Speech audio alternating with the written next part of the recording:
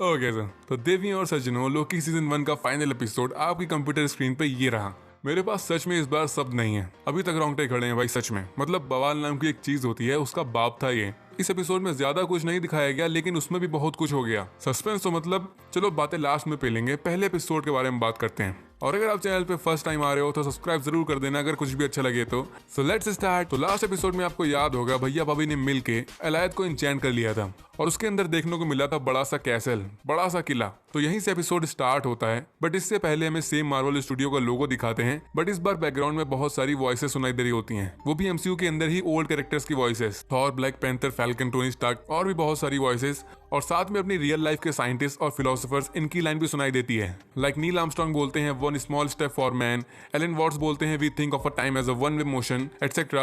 और साथ में बैकग्राउंड में जो म्यूजिक बज रही होती है वो वही वाली होती है जो एंड गेम में स्टीव और पैगी जो डिफरेंट टाइमलाइन में होते हैं वहां मजे कर रहे होते हैं, उस टाइम बज रही थी। वही वाली म्यूजिक यहाँ बज रही होती है। तो ये सारी चीजें कहाँ डायरेक्ट कर रही हैं? ऑब्वियसली मल्टीवर्स के लिए। मतलब अभी बहुत बवाल चीजें होने वाली आगे जाकर। खैर, अब उसी कैसल के बाहर खड़े होते हैं सिल्वी और लोकी और दरवाजे अपने आप खुल जाते हैं और एकदम से आके अचानक से डरा देती है ससुरी मिस मिनट। एक सेकंड के लिए लगा था कि यही विलेन है, बट ये बोलती है कि फाइनली तुम दोनों यहाँ पर आ गए और वो तुम्हारा इंतजार कर रहा है। वो से इसका मतलब होता है ही हु रिमेन्स। ये बताती है कि यही ही हु रिमेन्स यही सबको कंट्रोल कर रहा है। पूरा टीवी है, पूरी सारी टाइमलाइन सब इसके अंडर है। और ऑलरेडी अपने को पता चल चुका है कि टाइम कीपर्स नकली थे, उनको किसी ने बनाया था, तो ये यही था ही हु रिमेन्स। खैर, मिस मिनट दीदी दोनों लोकीज को एक ऑफर देती हैं कि इनको वापस से इनकी टाइमलाइन में भेज दिया जाएगा और वहाँ वही होगा जैसा ये चाहते हैं। मतलब लोकी एवेंजर्स को बीट कर पाएगा और इवन थैनोस को भी हरा देगा और पूरी अर्थ पे इसका राज होगा इन्फिनिटी स्टोन्स के साथ। और सिल्वी के साथ भी वही होगा जैसा वो चाहती है। सो यही विलेन ही हु रिमेन्स, यही पूरी टाइमलाइन का बादशाह होता है। तो ये आराम से ऐसा कर सकता है कि एक अलग टाइमलाइन बना के इनको वहां इनकी मनचाही जिंदगी दे सकता है ये। बट दोनों लोग इस ऑफर को ठुकरा देते हैं। इनके हिसाब से किसी की कठपुतली नहीं बनना चाहते, ये खुद अपना फ्यूचर डिसाइड करेंगे। सो फिर ये उस मास्टरमाइंड से मिलने के लिए अंदर जाते हैं और अभी साइड में रवीना टंडन दिखाते हैं। लास्ट टाइम याद होगा तो इसने टीवीएस से जुड़ी सारी जरूरी फाइल्स मांगी थी मिस मिनट दीदी से, बट मिस मिनट यहाँ आके इसको कोई और ही फाइल्स दे देती है, ये बोल के कि उसने ये भेजी और ये तुम्हारे ज्यादा काम आएगी। और यहाँ पता चल रहा होता है कि ये मिस मिनट जितनी सीधी लगती है कार्टून जैसी, ये वैसी है नहीं। और ऑब्वियसली कोई एआई और रोबोट तो हो ही नहीं सकती। इसको भी वही ही हु रिमेन्स या कैंग द कॉन्करर किसी ने बनाया होगा। इसकी हरकतों से पता चल रहा होता है। आंखें देखो इसकी यार, कितनी चंट लग रही है। खैर, वापस से भैया भाभी पे आते हैं। ये कैसल के और अंदर जाते हैं और 4 स्टैचूज देखने को मिलते हैं। एक्चुअली 3 सही सलामत होते हैं, बट एक स्टैचू टूटा फूटा जमीन में पड़ा होता है। अब इसका क्या सीन है तो मुझे नहीं पता। मे भी जैसा हमें बताते हैं आगे की ही हु रिमेन्स के अलग अलग वेरिएंट्स हैं, तो उन्हीं वेरिएंट्स के स्टैचूज होंगे और एक जमीन में पड़ा होगा। खैर, अब दिखाते हैं पूरी सीरीज का मेन विलेन, जिसकी वजह से इतने कांड हो चुके होते हैं लोकीज के साथ। तो ये होता है ही हु रिमेन्स। अब यही सबसे वाव मोमेंट होता है, क्योंकि एक तरीके से बोल सकते हो कि यही कैंग है, कैंग द कॉन्करर। मैं इसको सिंपली सस्ता कैंग बुलाऊंगा, बट ये अपने आप को ही हु रिमेन्स बोलता है। ये कॉमिक्स से उठाया गया नेम है। ये एंड ऑफ टाइम में रहता है और कॉमिक्स में सेम एक बूढ़ा आदमी होता है जिसने टाइम कीपर्स को बनाया होता है, जैसा इस सीरीज में भी हुआ है। इस सस्ते कैंग ने सेम टाइम कीपर्स बनाए होते हैं सेक्रेट टाइमलाइन मेंटेन करने के लिए। और मैं इतना कॉन्फिडेंस से क्यों बोल रहा हूँ कि ये कैंग है, तो वो इसलिए क्योंकि ये कास्ट ऑलरेडी कंफर्म हो चुकी है एंटमैन 3 के लिए, Ant Man and the Wasp Quantumania, जिसमें ये कैंग द कॉन्करर का रोल करेगा। ये कंफर्म हो चुका है। एमसीयू का अगला बड़ा विलन ये थैनोस जैसा थ्रेट हो सकता है, बस ये थोड़ा मल्टीवर्स के साथ खिलवाड़ करेगा और वही तो अपने को देखना है। तो ये सस्ता कैंग तो एकदम ह्यूमन लगता है, बट शायद होगा नहीं। खुद ये अपने आप को डेविल बोलता है और ये अपनी एज भी बताता है कि ये बहुत मिलियन ईयर्स का है। और सोचो यार, पूरी सीरीज का मेन विलेन जिसका सब इंतजार कर रहे थे, वो आता है एकदम मस्त स्वैग में एप्पल खाते हुए। सो ये होता है ना विलेन। थैनोस जैसे थोड़ी ना कि मैं वो अनहोनी हूँ जिसको तुम। खैर, ये विलेन बहुत चिल लग रहा होता है। ये अपनी चिलिंग स्टाइल में ही इनसे चैटे करता है और सब कुछ बताता है। इसका कहना होता है कि लोकी और सिल्वी ने इसको नहीं ढूंढा, बल्कि इसने उनको रास्ता बताया। इस वजह से वो लोग मटक मटक के इसके पास आ गए। और ये भी बताता है कि ये सब कुछ देख चुका है, जो भी यहाँ हो रहा है, पूरा पास्ट पूरा फ्यूचर की क्या होने वाला है, ये सब कुछ देख चुका है। क्योंकि ऑब्वियसली ये पूरे टाइमलाइन का राजा होता है, तो इसको पता होता है कि क्या होने वाला है और क्या हुआ था। ये तो प्रूफ भी दिखाता है इन दोनों लोकीज को, बट दोनों इसकी बातों पे विश्वास नहीं कर रहे होते, क्योंकि एक तो वो लोकीज हैं, ऑलरेडी उन पे ट्रस्ट इश्यूज हैं, और साथ में क्या गारंटी भी है कि अजीब नाम वाला सस्ता कैंग ये सच बोल रहा है। और यहाँ पर ये अपने नाम के बारे में भी बताता है कि इसको बहुत नाम से जाना जाता है, the ruler, the conqueror, again the Kang का रेफरेंस। और इसका एक नेम नथानियल रिचर्ड, इस नेम का भी जिक्र होता है। तो अगर कॉमिक्स की बात करें तो ये नेम वाला शख्स नथानियल रिचर्ड, ये रीड रिचर्ड्स का डैड होता है और रीड रिचर्ड्स फैंटास्टिक 4 टीम का लीडर होता है। और ये भी कंफर्म हो चुका है कि फैंटास्टिक 4 की एक न्यू मूवी बन रही है जो एमसीयू के अंदर आएगी। तो मे भी उसका कनेक्शन भी कुछ होगा इस विलन से या फिर कैंग से।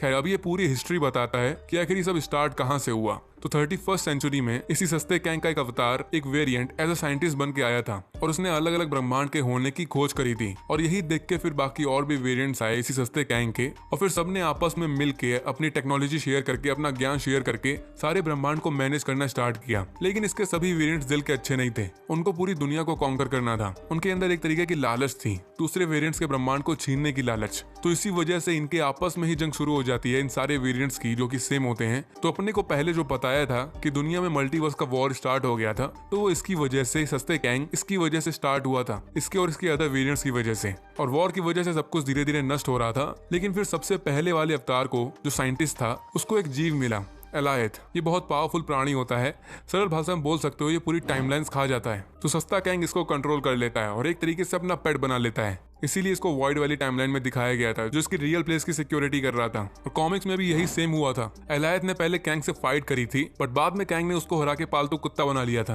तो यही सीरीज में भी हुआ। नौबुसी एलायथ की हेल्प लेके इस सस्ते कैंग ने पूरा मल्टीवर्स वॉर खत्म किया था। कोई टाइम कीपर्स वगैरह नहीं थे, वो स्टोरी झूठ थी। इस सस्ते कैंग ने ही वॉर के बाद सारी मल्टीपल टाइमलाइंस को एक टाइमलाइन में जोड़ दिया था, द सीक्रेट टाइमलाइन। और उसको मेंटेन करने के लिए इसने नकली टाइम कीपर्स बनाए थे और फिर जाके टीवी बनाया था। तो ये पूरा रियल इतिहास था जो फाइनल एपिसोड में जाके रिवील हुआ। और हो सकता है कि शायद ही सस्ता कैंग झूठ बोल रहा हो, शायद नहीं भी।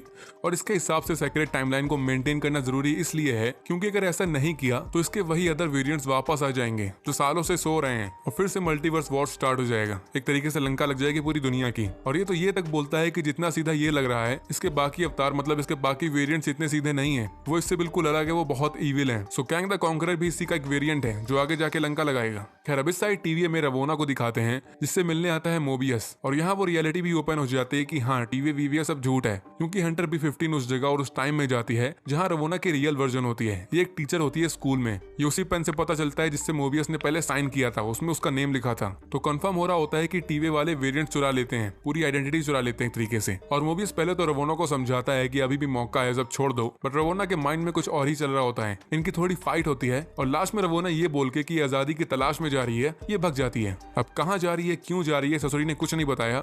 और सीजन 1 में ये मिस्ट्री भी रुक गई कि ये कहाँ गई और ये वापस आएगी कि नहीं। Now back to Loki's. तो सस्ता कैंग इन दोनों को 2 ऑप्शंस देता है। इसका कहना होता है कि ये बहुत पक गया इस काम से, टाइमलाइन को बरकरार रखने वाला काम, और साथ में ये बहुत ओल्ड भी हो गया है। इसके हिसाब से जैसा दिखता है उससे बहुत ज्यादा बड़ा है। तो इसलिए सिल्वी और लोकी दोनों को ही अपनी राजगद्दी देने का ऑफर देता है कि तुम लोग मेरी जगह ले लो और पूरी टाइमलाइन, पूरी सीक्रेट टाइमलाइन और टीवी को संभालो। और याद होगा तो एक टाइम पे लोकी का मोटिव भी यही था कि इसको टीवी पे राज करना था। बट अब सिल्वी से मिलने के बाद ये काफी हद तक सुधर चुका होता है, इसके मोटिव्स बदल गए होते हैं, तो इसलिए राजी नहीं होता। बट सेकंड ऑप्शन होता है कि अगर इनको राजगद्दी नहीं चाहिए तो इनको इसे इस सस्ते कैंग को मारना होगा। बट उससे पूरी सीक्रेट टाइमलाइन की मैयत निकल जाएगी और इसके बाकी अदर वेरिएंट्स भी यहाँ आ जाएंगे, मतलब छिड़ जाएगा मल्टीवर्स का वॉर। तो ये 2 ऑप्शंस होते हैं लोकी के पास। बट सिल्वी के हिसाब से ये सिर्फ झूठ बोल रहा होता है, ये किसी पे भी आसानी से ट्रस्ट नहीं करती। और अब एकदम से माहौल में थोड़ा चेंजमेंट होता है और सस्ते कैंग के हिसाब से इसको यहीं तक पता था कि क्या होने वाला था, इसके आगे इसको कोई आइडिया नहीं। ये एक आइटम गिरा के देखता है कि हाँ, इसका कंट्रोल गया, और यहीं से टाइमलाइन में मल्टीपल शाखाएं क्रिएट होने लगती हैं। और फिर सस्ता कैंग जैसे ही अपना टेम्पर उतार के रखता है तो भाभी जान का दिमाग फिर जाता है और मौका देख के उसे मारने के लिए भागती है। बट लोकी उसको ऐसा करने से रोक लेता है। अब सिल्वी के हिसाब से सस्ता कैंग झूठ बोल रहा होता है इसके सभी इविल वेरिएंट्स और मल्टीवर्स के बारे में, इसलिए उसको मारने का सोच रही होती है। बट लोकी सस्ते कैंग की बातों पे बिलीव कर रहा होता है। इसके हिसाब से ये भी झूठा वो भी झूठा, तो इसको पता चल रहा होता है कि वो झूठ नहीं बोल रहा है। इसको लग रहा होता है कि अगर सस्ते कैंग को मार दिया तो कुछ बड़ा हो जाएगा, कोई बड़ा थ्रेट आ जाएगा जिससे ये लोग नहीं लड़ पाएंगे। तो ये सस्ते कैंग को नहीं मारना चाहता। तो सिल्वी को लगने लगता है कि अगर ये सस्ते कैंग को मारना नहीं चाहता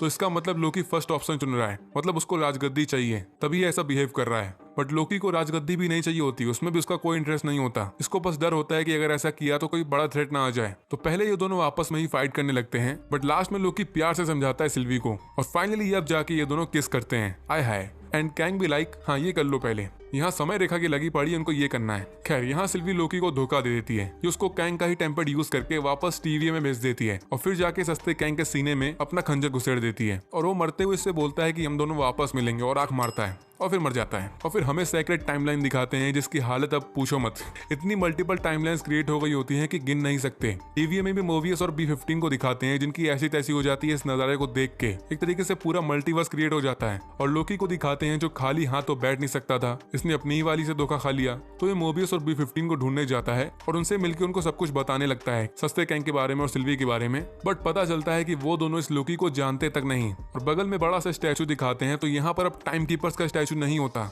बल्कि होता है कैंग द कॉन्करर का। इसकी कॉस्ट्यूम पूरी मैच कर रही होती है कैंग से। तो अब ये कंफर्म है कि लोकी जहाँ पर है ये एक अलग पैरेलल टाइमलाइन है और यहाँ पर TVA को खुलेआम कंट्रोल कर रहा है कैंग द कॉन्करर। और एपिसोड नहीं, सीजन 1 ही यहाँ पर खत्म हो जाता है। और यहाँ पर कोई एंड क्रेडिट सीन ही नहीं था जो देख के दिल टूट गया। बट हमें ये दिखाया गया है कि लोकी कंटिन्यू होगा सीजन 2 में, जो पहले भी पता था, तो कोई बड़ा सरप्राइज नहीं है। लेकिन अब जो ये बवाल मच गया लास्ट में मल्टीवर्स का, तो ऑब्वियसली इसका इंपैक्ट पड़ सकता है MCU की आने वाली मूवीज में। Doctor strange multiverse of madness में तो पड़ेगा ही। डॉक्टर साहब का दिमाग फिर गया होगा इस टाइम कि कौन है साला जो बवाल खड़ा कर दे, वांडा या लोकी। रूमर्स भी आने लगे हैं कि लोकी भी डॉक्टर स्ट्रेंज 2 मूवी में आ सकता है और साथ में शायद हमें इसका इंपैक्ट स्पाइडरमैन नो वे होम में भी देखने को मिल सकता है। शायद इसी वजह से अभी तक मार्वल वालों ने उसका ट्रेलर रिलीज नहीं किया, जबकि बन चुका है, पर शायद अब जल्दी आ जाए। तो हमें मे भी इसके आगे की स्टोरी जानने के लिए 1 साल का वेट ना करना पड़े, क्योंकि फिलहाल तो सीजन 2 स्टार्ट भी नहीं हुआ। जनवरी 2022 में उसकी फिल्मिंग स्टार्ट हो जाएगी शायद। तो हमें उसके पहले ही कैंग या उसके other variants as a villain देखने को मिल सकते हैं मार्वल के अदर इंस्टॉलमेंट्स में। खैर वो बात तो है कि बहुत गलत जगह छोड़ दिया इन लोगों ने। इतना तो वांडा विजन की एंडिंग में दिमाग का रायता नहीं हुआ था जितना इसमें हो गया। बट क्या ही कर सकते हैं, बैठो अब ताली बजाओ। और इस वीडियो के लिए इतना ही, बट एंडिंग को लेके अपना गुस्सा नीचे कमेंट बॉक्स में जरूर निकालना। हाँ, बट गुस्से में वीडियो ही डिसलाइक ना कर देना। नेक्स्ट मंथ से मार्वल स्टूडियोज की new series what if start हो जाएगी, तो उस पर भी होपफुली वीडियोस बनाएगा अपन। और डिज्नी प्लस की और अदर प्लेसेस की ऐसे ही और सीरीज और मूवीज पे मेरी वीडियोस देखने के लिए चैनल को सब्सक्राइब भी जरूर कर देना। सो मिलते हैं नेक्स्ट वीडियो में।